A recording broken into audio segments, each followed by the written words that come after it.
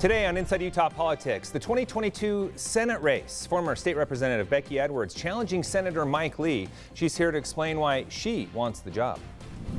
Plus, the return of international travel, how the industry is responding after losing hundreds of billions of dollars during the pandemic.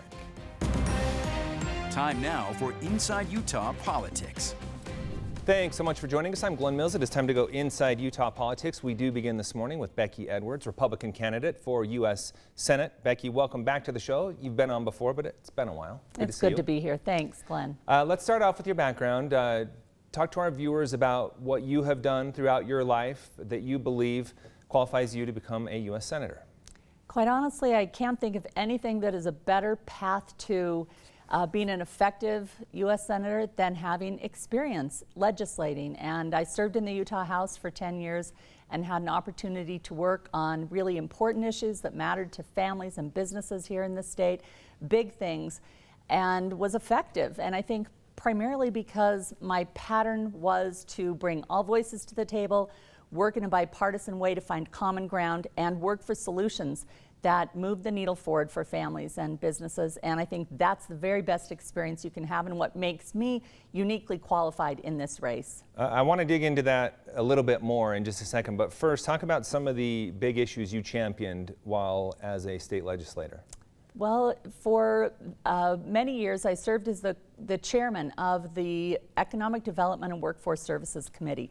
As that chair, we worked on issues related to economic development and women's prosperity in the workplace.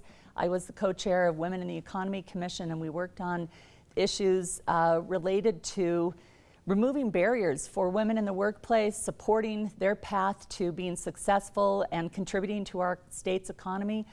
I served as the co-chair of the Clean Air Caucus and worked on legislation around that as well, and started the Commission on Housing Affordability, dealing with how we found common sense, market type supported solutions to one of the biggest issues facing Utah right now, housing affordability. Yeah, boy, that has really changed in the last couple of years. Going back to something you said earlier, you talked about bringing people to the table, working in a bipartisan way. The Utah legislature, by and large, does do that, work in a bipartisan way. However, we do not see that in the same way happening in Washington, D.C. So why make the jump and go to Washington, where a lot of people look at it as though it's broken and can't be fixed? Quite honestly, the very reason that you've just said, it is broken. And I know it can be better because I did it better. And over and over, as we're going around the state, I'm hearing people talk about their sense of feeling disengaged and disenfranchised and unheard. And it's really discouraging for a lot of people. And I feel it as well. And I feel the need to jump into this race and make a difference, because it's discouraging to hear so many people feeling disengaged and wanting to step back at the very time when we need to have our voices heard even more. So I know that this is tremendously important to the people of Utah. It matters a lot to me as well. That's why I'm in this race, is because I know things can be better. And I want to take the pattern and the skill set and mindset that I had in the Utah House to the U.S. Senate. But as one of 100, how do you do that? How do you approach that and try to make that difference? Well, quite honestly, Glenn, this is why experience matters, is because I've done it over and over and over again. And I know that that type of approach to getting things done actually works. It helps you be effective. That's one of the challenges we see from our senior senator right now, is that it's not in his pattern of legislating in the U.S. Senate. He does not work with others to work for solutions. He doesn't bring people to the table. And over, I think Utahns are wanting more. They're feeling left behind and unheard. So this is something, especially in a body where there are 100 people, one voice really does make a difference. And we see it all the time.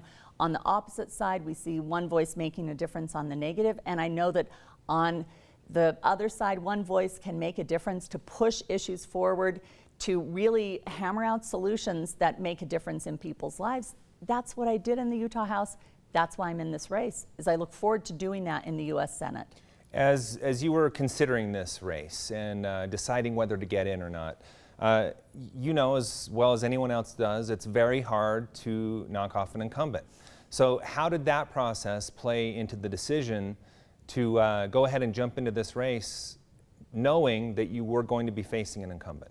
Oh, absolutely. And I think very much I feel the necessity of now, the moment now in our nation and in our state is incredibly important in my deciding to join this race. I see and hear from people, and I feel it myself, the importance of seeing a different type of voice and making a connection between the work that's happening in DC and our everyday lives.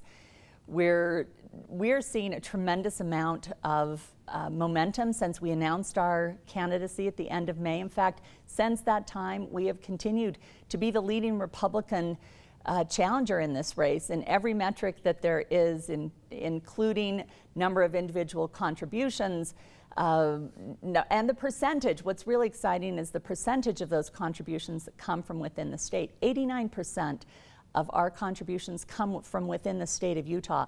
That's exciting to me. And I think it says a lot about the support we have within the state, as contrasted with Senator Lee, who has the vast majority of his contributions coming from outside the state. I think we see a two-term incumbent in a solidly red state who still barely cracks 50% approval rating in the state. And I think that speaks to the level of support that he has here in Utah, and where the bulk of his financial support is outside the state. Makes me question, why are those people so interested in maintaining the status quo in the U.S. Senate and here in Utah? Well, let me ask you one thing based on that, dig a little deeper. You mentioned his approval rating. That would be in more of a general election setting. Within the Republican Party, his numbers are higher. So you are going for the Republican Party nominee. What's the nomination? What's the strategy then with that in mind going up against an incumbent? Oh, we're taking our message and our vision around the state. We're having people from all over align with us. They're wanting to see something that is really a type of leadership that's better. It's proactive, productive, and inclusive. And our message is resonating. We're, like I say, we're seeing this tremendous amount of grassroots support continue to grow. And even in the most recent polling, we're seeing that 38% of Utahns still are in the undecided. I think that says a lot about the potential for us to gain voters, to gain continued support, and we're continuing to take our message across the state. And we feel really optimistic about our ability to reach voters and gain the support. Let's take one issue, a big issue right now going on across the country, this infrastructure debate. How would you approach that differently than what you've seen from Senator Mike Lee? I was really encouraged by the bipartisan work in the U.S. Senate to sort of right-size what the original bill was. The original bill, of course, was too expansive, it was too expensive, and I think it would put too much of a burden on individual Americans and small businesses around this country. I was encouraged by the bipartisan work that we saw within the U.S. Senate to bring that to a place where it could have support from both parties and pass and really bring much needed resources here to the state. We're seeing opportunities for us to build out on infrastructure projects like water projects, roads and bridges, of course, broadband across the state that will help families, students, and businesses, especially in our rural communities. Those are things that help strengthen Utah's economy and help us be globally competitive. So in the end, because of the bipartisan work that happened in the U.S. Senate with people coming together, finding common ground, and hammering this out, Utahns are better off. Okay, we have run out of time. We'll be watching this race closely and inviting you back on the show once we get more into full swing. Thanks for your time this morning. We appreciate it. Thank you. Still to come, the state legislature passing on all the proposals from the Independent Redistricting Committee and adopting their own map. Our panel weighs in on that a little later. But first, the Tomb of the Unknown Soldier opens to the public just in time to mark a major milestone. What that is after the break.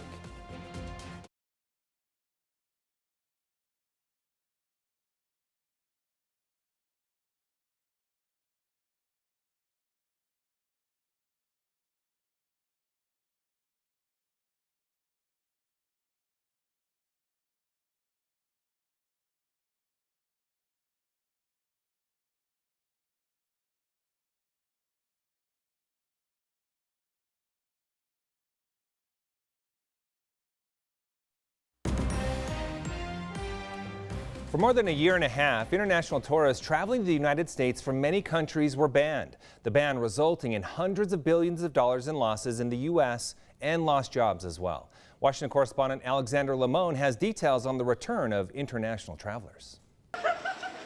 The United States is once again welcoming international travelers from previously banned parts of the world, including the UK, Canada, Mexico, and the European Union. It's so awesome. It has been like 2 years.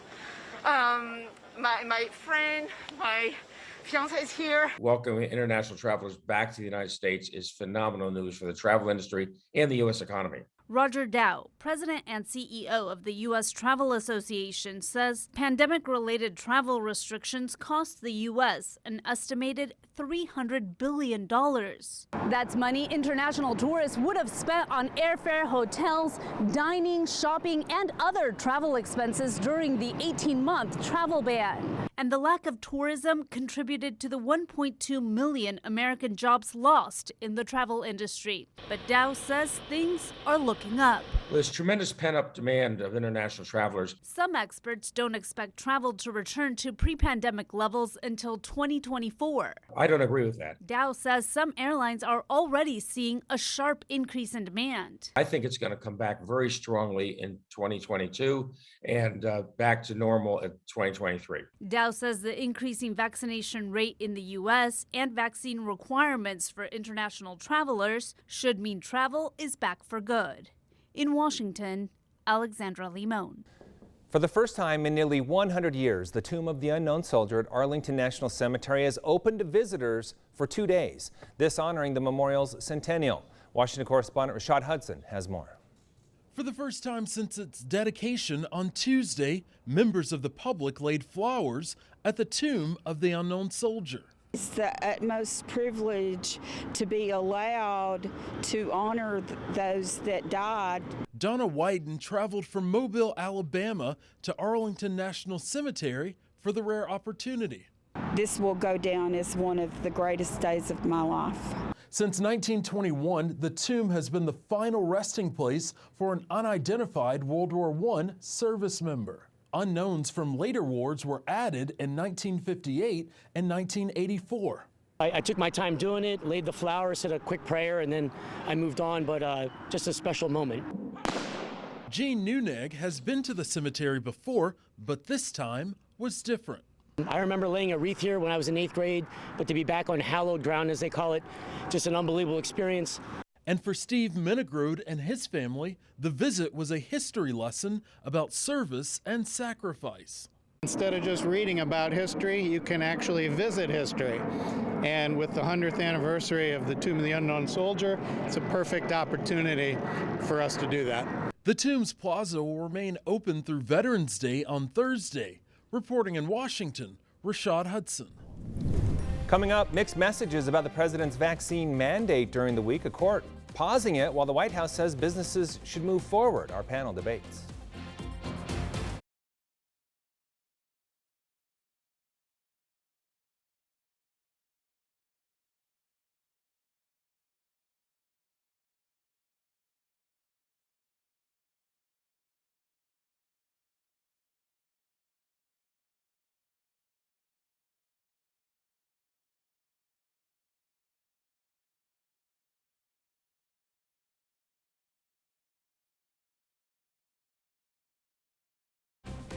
Time now for a closer look at some of the big stories of the week with the Inside Utah Politics panel. This week we have former RNC Chair Thomas Wright and University of Utah Associate Professor Tim Chambliss. Gentlemen, great to have you with us. Thanks so much for being here. Great to be here.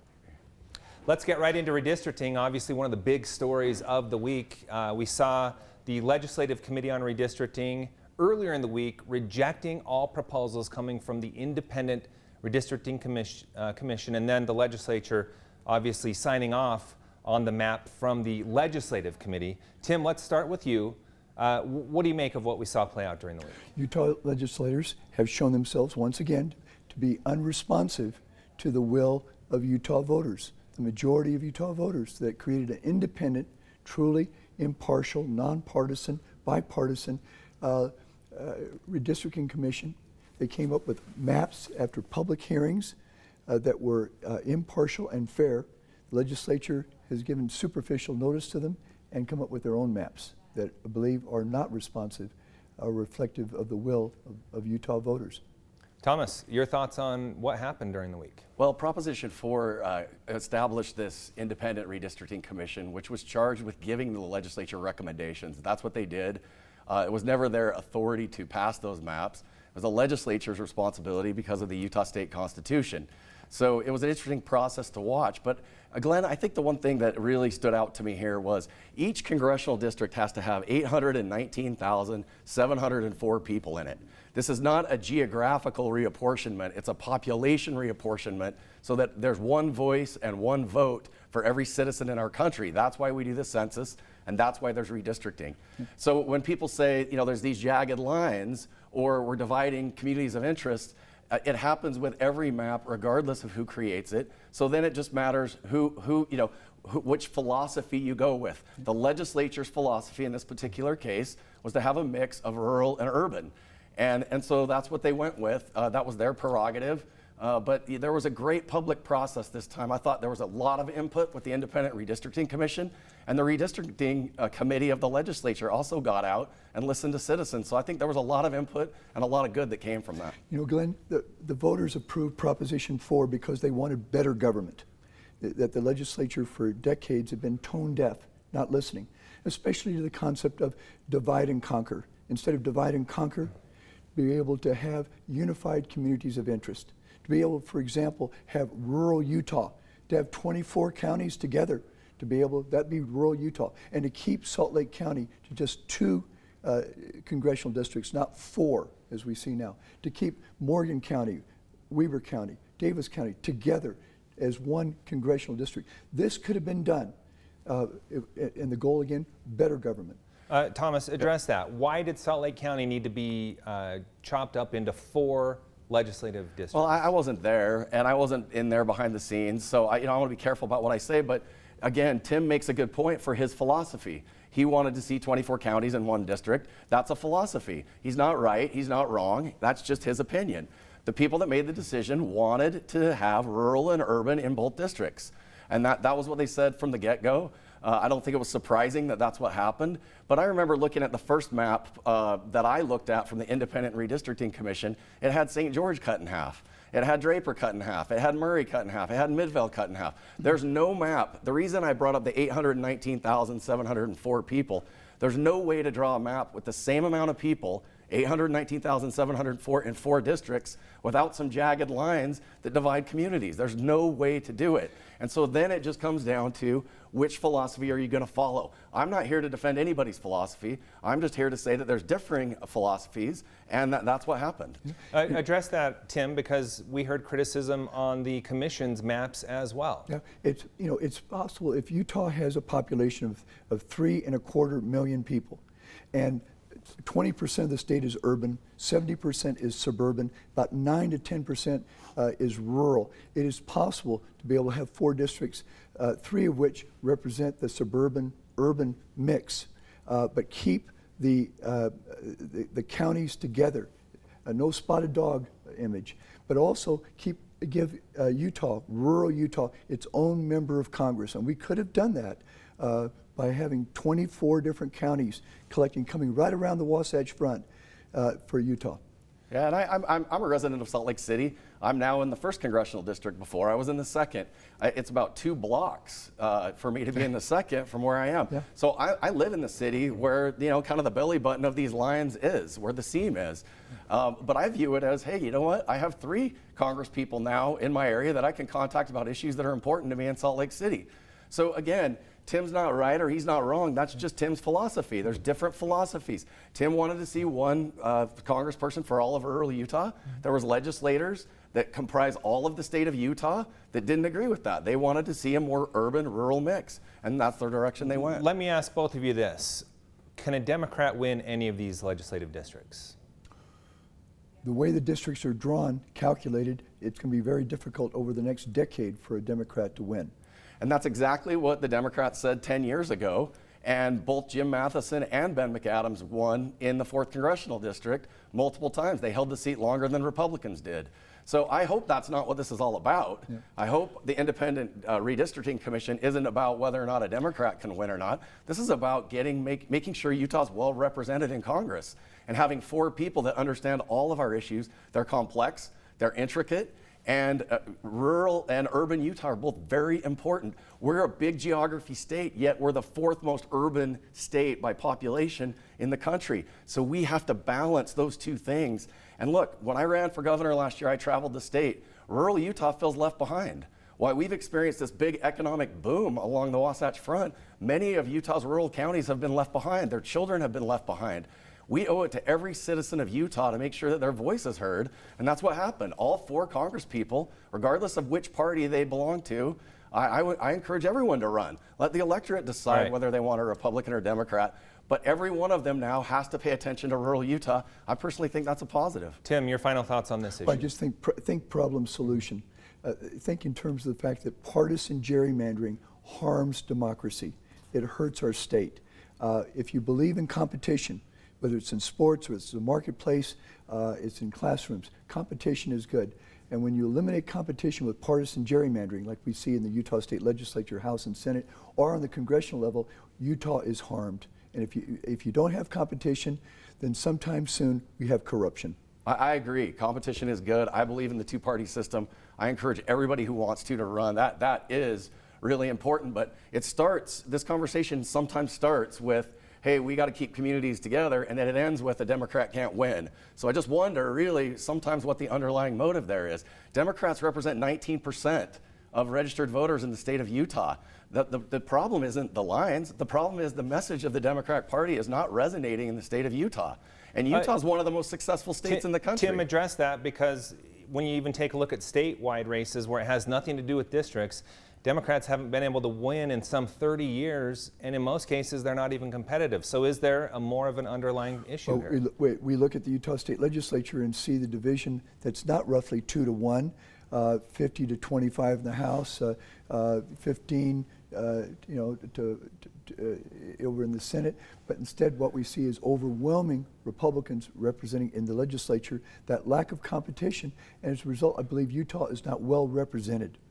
But is it an issue, Tim, of the Democratic Party not connecting with average Utahns, those that are unaffiliated even? Tim? It comes down to how voters decide which party really truly represents them. Many folks in Utah, Democrats feel like they're not represented, so they don't turn out, they don't vote. All right, I want to get to one other topic real quick, but we only have a minute, so 30 seconds each. The vaccine mandate, the White House telling businesses to continue to move forward despite the court halting it. Thomas, you start, 30 seconds. What do you make of that? Well, look, I mean, it's just a classic case of balance of power, right? Checks and balances. The executive branch here is overreaching and asking people to defy the order of our judicial branch. I don't believe in that. I believe in the rule of law. I believe in checks and balances. And I've been critical of presidents on both sides of the aisle, including in my party, when they've overstepped their bounds with executive power. It's not healthy for our republic. It's not the way our Constitution sets the government up. And we have to really be careful that our president doesn't become too powerful, regardless of which party he's from. All right, Tim, you have the final 30 seconds. Vaccine mandates work. Our country is facing a national security threat. This terrible virus is the 3rd leading cause of death in our country after heart attacks and strokes and cancers. It's this terrible virus. And I really take this personally. I lost my aunt and uncle last December to this terrible virus. That was before the vaccinations were available, before we could impose a mandate.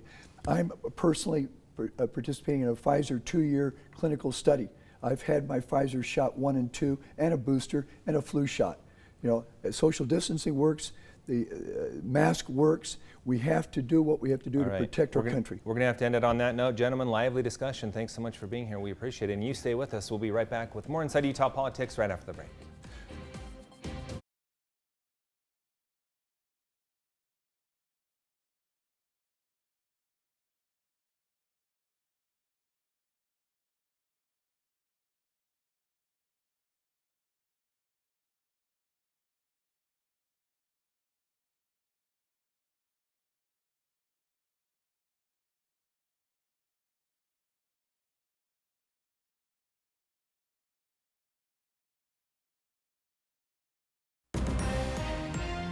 We leave you now with a look at what's on the radar in the world of politics. Speaker Brad Wilson hosting a summit on the Great Salt Lake. It's set for Wednesday, January 5th at the Eccles Wildlife Education Center.